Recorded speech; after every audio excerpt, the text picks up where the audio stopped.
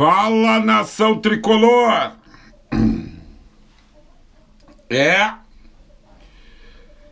Grêmio 0, Cruzeiro 2. Final de jogo. Cara, o Renato não falou ainda. Eu não sei o que vai... Se vai acontecer algo depois desse jogo. Tô falando aqui antes já para dar a minha opinião de torcedor antes. Fiz umas anotações aqui do jogo, mas nem sei se vamos conseguir falar sobre isso aqui. Porque é o seguinte, pessoal. O roteiro da segunda divisão tá pronto. O roteiro para cair, para ser rebaixado, ele tá pronto e tá seguindo a risca. Direção do Grêmio, o seu treinador, o nosso treinador, melhor dizendo, né?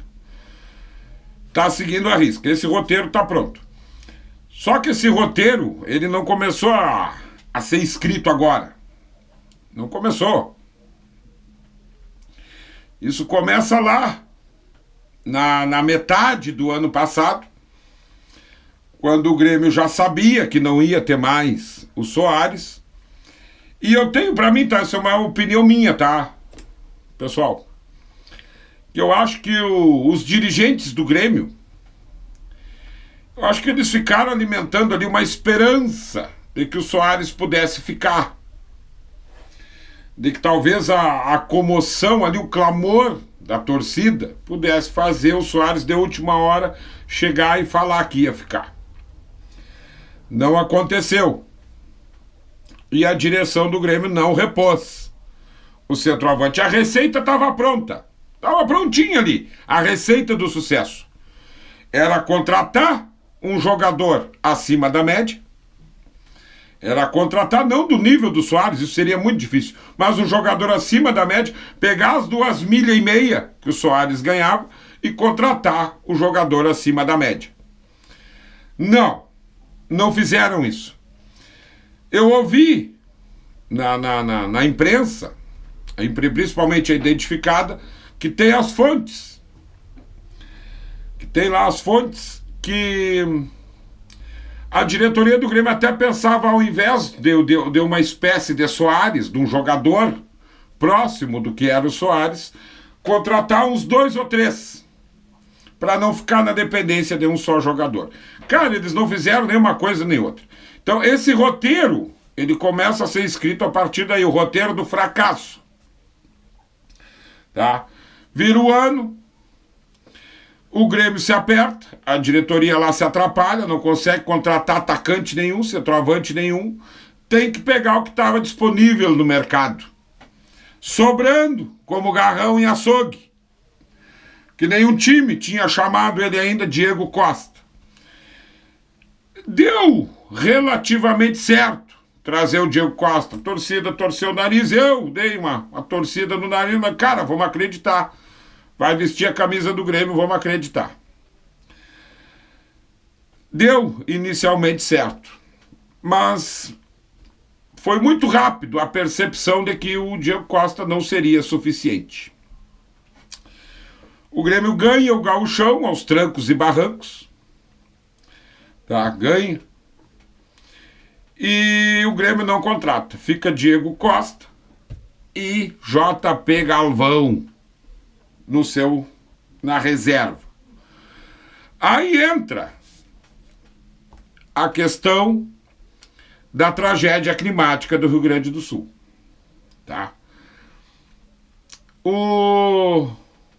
Vem aquela turbulência toda. Falando aqui de futebol, tá, pessoal? Por favor.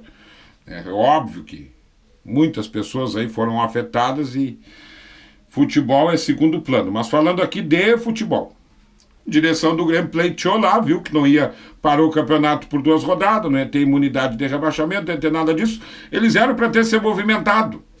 E aí, mais uma vez aqui, eu tenho que citar o técnico do co-irmão, que ao contrário do nosso treinador, do nosso ídolo Renato Portaluppi, vulgo Renato Gaúcho, Ao contrário do nosso treinador, o técnico do co-irmão ia para os microfones dizer que tinha que se sobreviver a essa fase. O time tinha que sobreviver a essa fase. Toda aquela questão de não poder jogar em casa, estádio alagado, de ter que jogar fora de casa, de ficar longe das famílias. E, cara, aos trancos e barrancos, pelo menos dentro do Campeonato Brasileiro, o co-irmão está sobrevivendo. O nosso treinador, já falei aqui, vou repetir, só queria saber de choradeira. Então esse roteiro ele vem sendo escrito. Ele já está colocado desde lá da metade do ano passado. Pois bem, cara, a conta chegou. Aquela má preparação, aquela má gestão, tá? Do Grêmio para os jogos fora de casa, sabendo que ia ficar 40, 50 dias longe de familiares, longe dos filhos, dos pets, sabendo daquilo ali, a direção tinha que ter se preparado melhor. Não se preparou.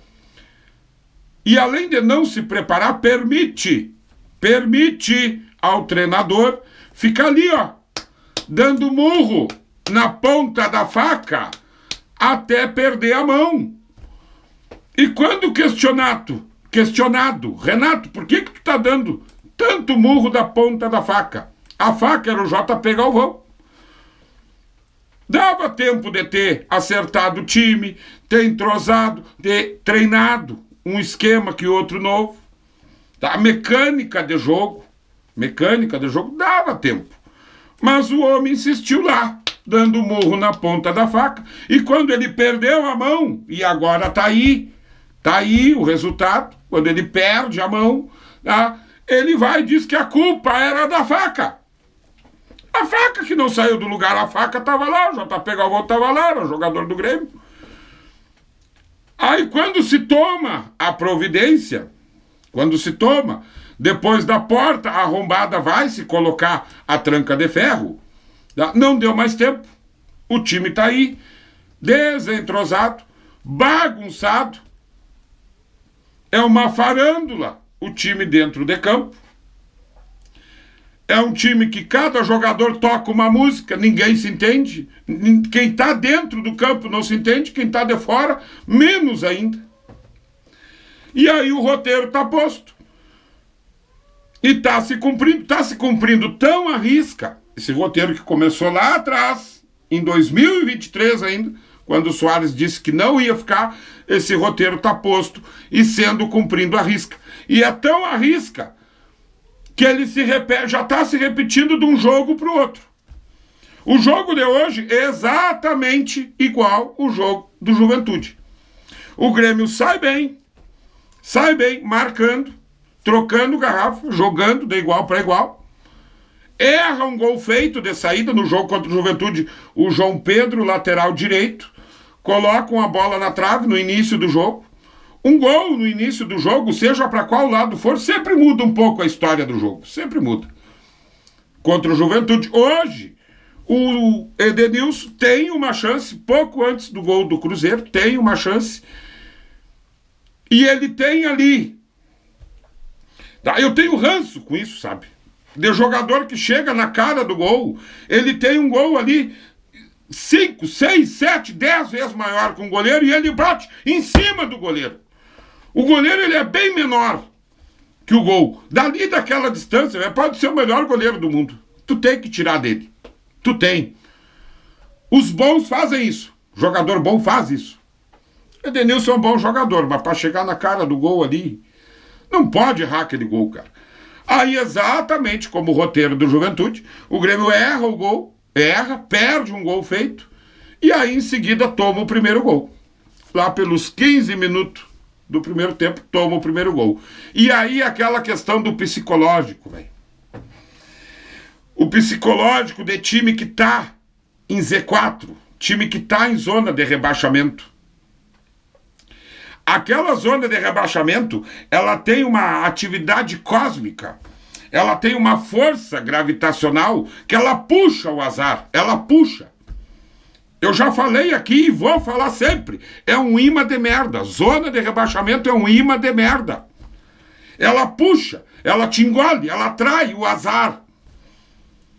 Porque tu foi incompetente. Porque na hora que tu poderia ter feito gol e dar uma desestabilizada no adversário, tu erra o gol, 2, 3 minutos depois tu toma o gol, e 40, 50 segundos depois é tempo da bola sair e toma o segundo gol. Tu toma o primeiro, no que tu erra, e toma o segundo. E eu vou dizer aqui pra vocês, pessoal. Cara, eu não gosto. Eu já falei aqui, pode até ser usada a palavra preconceito. Eu sou preconceituoso. Com zagueiro baixo e com goleiro baixo, velho. Aquele segundo gol do Cruzeiro, um goleiro com envergadura de mão trocada ali, tira dando risada. Sai virando cambalhota. Faz uma pose ainda pras câmeras aqui, ó. Ó, busca. Tá? Um goleiro com envergadura. Cara, é brincadeira o que estão fazendo com o Grêmio, o que essa diretoria está fazendo com o Grêmio. Mas não adianta. Não, a condição do torcedor, tá? Eu sou um torcedor forjado na década de 90. Cara, eu não largo o osso. Eu não jogo a toalha. Enquanto tiver condição ali de uma rodada o Grêmio poder escapar, eu tô na torcida. E se tiver que cair, vamos para a segunda divisão. E busquemos o tetra da segunda divisão. E foda-se. Aqui é gremista. Vamos esperar agora. Vou dar uma olhada aí, ver o que o Renato vai falar, se ele fica, se ele sai. Eu já disse, vou repetir, não gosto de mudanças radicais. Não gosto. Renato garganteou, deu palavra. Um homem, quando ele empenha a palavra dele, tem que cumprir. Palavra do homem é um tiro. Tá? Ele colaborou pro Grêmio estar nessa situação. A teimosia dele colaborou. Pra mim, tinha que ficar aí até o fim. Se tiver que cair, que caia. Mas aqui é Grêmio. Eu vim do ventre da minha mãe gremista e vou ir pro túmulo gremista. Até o próximo vídeo.